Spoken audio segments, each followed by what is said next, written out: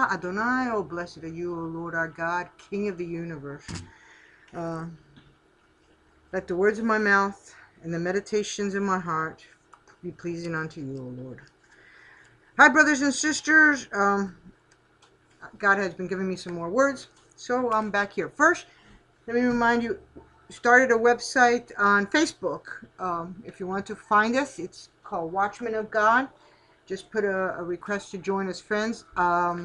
Now, on this page, we're not going to get into debate about pre-tribulation, post, mid, pan, pre-wrath. It's not a forum. I didn't design it as a forum for debate. I designed it as a forum that we could come together and share information. Okay, first of all, I wanted to get with you all on this. I don't know if you all knew this, but there was 3 feast days for the fall. So then in November, I decided to buy a calendar, or get a calendar. I get it from my nice friendly neighborhood insurance company, and set up the calendar for the year 2016 for the feast days. And as I was setting up the calendar, I discovered that there was 2 Purims. Now, as what I always do is, once the fall feast pass, I look at the next feast days. So is this a possibility for a rapture date? And then, try to view it and see if I get some information. And then if that doesn't follow, then I look at the next one, because I do believe that the rapture will happen on a feast day. Which one? I'm not too sure. Now, I do know that God has shown me in His Word. Sorry, I gotta move my table and my stuff here. I wasn't completely all set up. Forgive me. Where it is in the Bible, but He didn't give me a date. So I'm still, looking for a date. And the Bible tells us, there's a crown for those that look for this date. And we should be, actually, I feel, that every day could be the possibility that our Lord comes to take us home. Okay, but with that in mind, I found out that there was something called 2 Purims, or Purim Katan, because there was a leap year, and in a leap year, you have 2 different Purim dates. So I found out that there was a February and then a March. February was the 22nd, 20th, 23rd, and you're probably saying, okay, but today is April, so why are we talking about that? And then in March, we had another one, which was March the 23rd, 24th, and 25th. Now, I was getting a lot of information from certain friends and whatever, that this wasn't Purim, that this was Passover, and they sent me a calendar, and I looked at it, and at first I thought, oh, very interesting calendar. And then with this, and I'm going to give you this information on this, I noticed that 2016 is also another year that we have a sun eclipse. And then we have something called, they were calling it a blood moon, but I found out it's not really a blood moon. It's called a penumbra moon. And it happens to fall, just like it did on 2015, that the 2 eclipses will be on, if March is Nisan, will be on Nisan the 1st and on Tishrei the 1st. And then those 2 penumbra moons, mind you, if you look up penumbra moons in a schedule, because a friend of mine, her name is Nancy, she helps me out, with power storming and looking at these informations, because we're both looking for the same thing. We're looking to see, when is a possibility? When is a day to really watch? We watch every day, but this is a higher possibility, or a higher watch day. And we noticed that because she had asked, her question was, well, is this something rare? And it only happened so many times within 100 years. And between 2000 and 2001, 100 years, it was only going to happen 5 times in those 100 years. 2 times on 2016. So I thought, what would be the odds of that? So could that be God's way of showing us that March was actually the month for the spring feast, okay? Or was it going to be, and if it was the 23rd, 24th, and 25th, which we saw the eclipse, the penumbra moon anomaly, between the evening of the 22nd to the morning of the 23rd. And when I mean the evening is from sun, and I'm talking Jerusalem time, not, I live in the East Coast. So for me, when Jerusalem is just going into the next day, which would be the sun going down, which would be about 7 o'clock in the evening, that's the start of their day. This is biblical. This is from Genesis. Since they're 7 hours ahead of me, that would be around 12 o'clock noon my time. So I count that would be from the sun going down theirs on the 22nd to the 23rd would have been when you were able to see this penumbra moon. So that would start the first of Nisan, and then you start counting the days. And it would have fallen perfectly as it was when Jesus was on the cross. Okay? That would bring us to Pentecost being on May 15th. Now, if that was just something, and I asked somebody, can man manipulate now these moons and the sun? We keep coming up with, we don't think so. But, there's a lot of things they don't tell us. So we have to look at it all. And I will put on this video about all these, it's not 4 anymore. It's going to, if this was true, then it's going to be 6 in a row on feast days. But I'll put that schedule on the bottom so you can look at it and see what anomalies I kind of found in those. If not, then I came across, then because, okay, we have to count the days. There's 29.5 days. Now, that's kind of an odd number to divide. So you have to do with, what you do is you have 1 month has 29 days, and then the next month, according to Jewish calendars, 129, the next month 30. So if we saw the full moon anomaly on between the 22nd and the 23rd, the evening of the 22nd till when the sun came up on the 23rd, then you count that. If you count that as being Nisan, okay, if you count that as being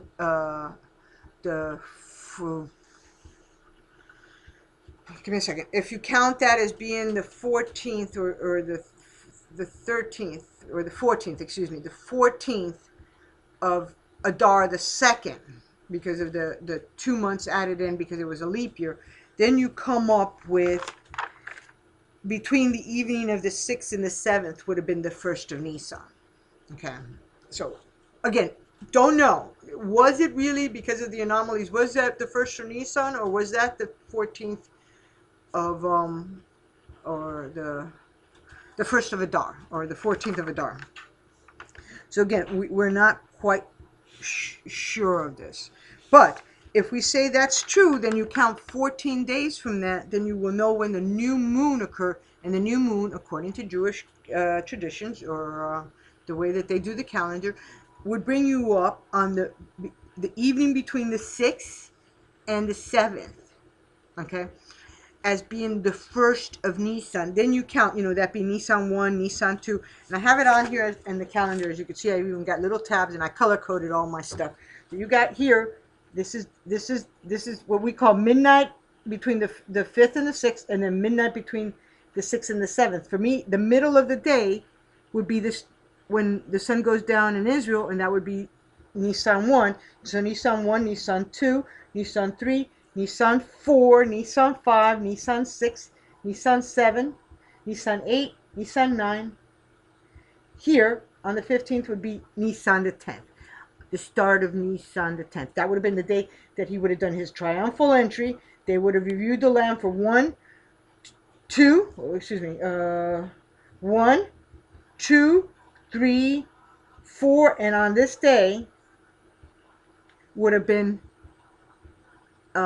when he would have been on the cross. Now, I have it this way, and you're saying, well, why does she have it this way? She's contradicting herself, because supposedly they didn't see the moon till this day, and that's how come I have 1 here. Okay, so this would have been the start of 1, 2, 3, 4, 5, 6, 7, 8, 9, 10. So this would have been the day, which was the 18th, when the sun at noon would have been his triumphal entry. I'm not quite sure. That's how come I have it both ways. This way, and then with the numbers on the bottom for my calculations. Now, according to my calculations, so I did it by the sighting of this moon. And if this moon was full, we know that 14 days later, or 15, and I went with 15 just to be safe, came up here. Okay? So either or of those is a possibility. So we're talking about, it's either the possibility that the 14th day was, the 14th day was here, that not 18th through the 19th, he would have been on the cross. On the 15th, right before the 20th, right before the sun went down on the 20th, he would have been in the grave. He would have been in the grave 1 day, 2 days, 3 days, resurrecting on right as the sun was going down on the 22nd, okay? And then if you count for the 21 days of Nisan, then that would bring us up between the 26th and the 27th, okay, as the 21st day of Nisan. Now, I recommend that you listen to a video called Has All the Spring Feasts Been Celebrated? And you'll understand more why I'm making this such a point, okay? And this is an important point, because we have to understand when is the first of Nisan, or when we saw the sighting of the new moon, in order to find out that is the new month, Nisan. And Nisan is the beginning of, or Aviv, is the beginning of the spring feast, okay? If we go by when it was sighted, which was here on the 9th, which was at sundown on Shabbat or Saturday, then you count 1, 2, 3. It brings you on the triumphal entry the triumphal entry was between the 18th and the 19th, because that would have been Nisan 10. See, my triumphal entry. Then he would have been on the cross here between the 23rd and the 24th. He would have been in the grave on the 15th, which would be right after the 23rd. Okay, and then the 7th day of unleavened bread, or the 21st of Nisan, would be between the 30th and the 1st, or it'll be between the 26th and the 27th. Listen to it carefully again, because it is kind of confusing. But it all depends on, do we go by, was it Nisan when we saw the moon? And we know we saw the moon because it was an anomaly. It was a penumbra moon. And you count the days, it would be between here, the 6th. And again, like I said, if you look at it this, well, I don't have a pin here. These lines here and the date, see? I count this is midnight between the Tuesday and Wednesday. This is midnight between Wednesday and Thursday. I live on the East Coast. They believe, the Jews believe, that on sundown, which is about 7 o'clock in the evening, changes the date from one day to the other. Well, 7 o'clock for them is 12 o'clock noon for me. So I make my day here, see? In the middle of the day, starting a new day. So this is between one day and the other. Okay? So, again, if it was this day between here and here, that it was the first of Nisan, then again, just read the 10th. The 10th would have been here between the 15th and the 16th. That would have been his triumphal entry. If not, then it's between the 18th and the 19th, his triumphal entry. Okay? So all of these days, actually, for me, I believe that these are days to watch, some more than others. And I tend to be a preference to this between the 26th and the 27th for 2 reasons. And I'm going to give you that one. One, look at Daniel, the 9th chapter. And if you see verse 25, it talks about the nation that becomes a nation in one day. Jerusalem, the proclamation to make it a nation. And then you see 26, it's that time between the nation becoming a nation and the rapture of the church. And then 27 starts the tribulation. So is it, again, this is pure speculation, y'all, that there's the 25th, there's the 26th, and there's the 27th. And it falls on a Tuesday. And if you understand that all Jewish weddings fall on a Tuesday, this is a bigger probability than to say it's going to be the 29th, the 29th and the 30th. Okay? As far as a possibility for a rapture day. And I know you're probably saying, well, what do you watch the video again? Watch the video that talks about, watch the video that we're talking about, that was the spring feast fulfilled? Okay, so I just wanted to share that. So since we have in all these anomalies, and there's a possibility then that May 15th, if it was in March, that May 15th is Pentecost, or then it will be, if it's April, then Pentecost would be in June, somewhere between the 12th and the 14th. And again, that goes by when the new moon should have been, and when the new moon was observed. Okay, and again, I would go where the new moon was should have been, because we know that it has to be 14 to 15 days from the time you saw the new moon or the full moon, and you count the days to when you see the new moon. All right. I know this is really confusing, and forgive me. I know God is not the author of confusion. And when I was doing the calendar, as a matter of fact, I got a huge migraine because it is so confusing. And I did a video, or I didn't do a video. I did a post on Watchmen about why it's so confusing, because the Catholic Church has changed the calendars. The Jews have changed the calendars. So now we have just a mess, and we can't figure out what's going on because there's been too many changes. And it's like making a loaf of bread and putting yeast in it, and then trying to get, after you bake it, or after you mixed it, trying to get the yeast out. It's not possible for us to be able to get the yeast out. And then maybe that's why he said, we wouldn't be able to know the day or the hour, not even if we sat here and we knew, what feast day he was coming, and how to calculate it. We still wouldn't know the day because it falls within 2 days of our Gregorian calendar, and we wouldn't know the hour because there's 24 hours in the clock. Okay, so, but again, just high probability watch days to be on our on the watch for the return of our Lord Jesus Christ to take us home. With that said, the Lord bless you and keep you. The Lord make his face shine upon you and be gracious unto you. The Lord lift up his countenance upon you and give you Shabbat peace.